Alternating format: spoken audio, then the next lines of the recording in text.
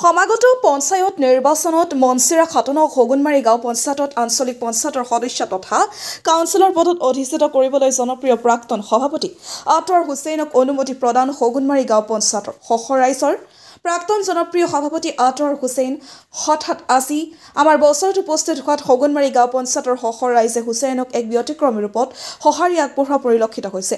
উল্লেখ্য যে হগুনমাৰী গাঁও পঞ্চায়তৰ প্ৰাক্তন সভাপতি আতৱাৰ হুছেইনৰ 5 বছৰ কাৰ্যকালৰ উন্নয়নমূলক কাম-কাজৰ খতিয়ান আৰু পঞ্চায়তবাসী ৰাইজৰ বিপদৰ সময়ত সদায় কাষত থিয় দিয়াৰ ফলত আজি দিনত পঞ্চায়তখনৰ ৰাইজে স্পষ্ট ৰূপত সভাপতিগৰাকীক পঞ্চমুখ হোৱা দেখিবলৈ পোৱা গৈছে।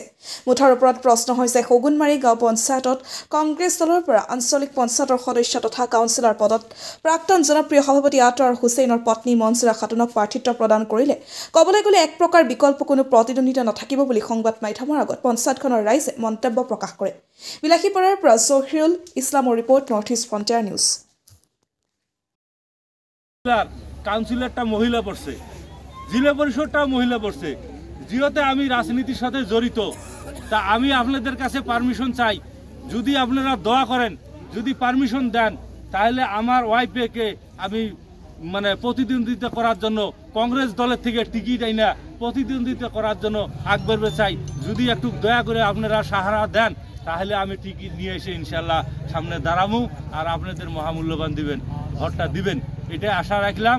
আর যদি পারমিশন দেন তাহলে আমি খেলামো। আর যদি কন আমার থেকে যদি কেউ উপযুক্ত আছে তাক দেন, আমাকে যদি কন তুমি বসে যাও, আমি আজকেই বসে যাবো। মন দিয়ে কন, হাত তুলে দেখেন, দোয়া থাকে আল্লাহ যদি বেমুখ না হয় 100% হগুনমারী লোক আছে। এই 58 ব্লকত ওইরকম মানুষ যাওয়া লাগবো যারা ফাইট করার মতন ক্ষমতা আছে, সেই মানুষগুলো যে এখন থেকে মোকাবেলা করে যদি কিছু নিয়ে আসবে পান। আর না হলে কোন একটা খুঁটিগারের মানুষও থাকবো না এই পঞ্চায়েতের মধ্যে। পঞ্চায়েতকে নষ্ট করেন না। যদি আপনারা ভাবেন যে এই পঞ্চায়েতকে উন্নতি করবো আর যদি আমার প্রয়োজন পরে আমি চাই প্রতিনিধি হই চাই না দিই, এটা হগুনমারী রাইজের সাথে এনি টাইম থাকবো। কোন আপনারা হাত তুলে দেখান কয়টা জেলে গেছে, কোন এইবার পঞ্চায়েতের প্রেসিডেন্ট কয়জন মানুষ জেলে গেছে কোন।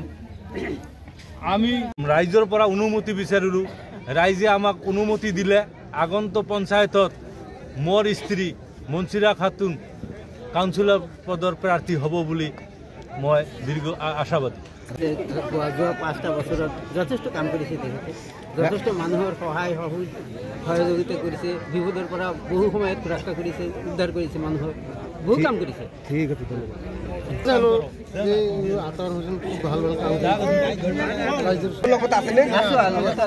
পঞ্চায়েত নিৰ্বাচন 2 মাহ মান আছে মাজত, যেহেতু আতৱাৰ হুছেইনেৰ ঘৈণীয়েক কাউন্সিলৰ পদত স্থান কৰে, তেনেহলে হগুনমাৰী জিপিত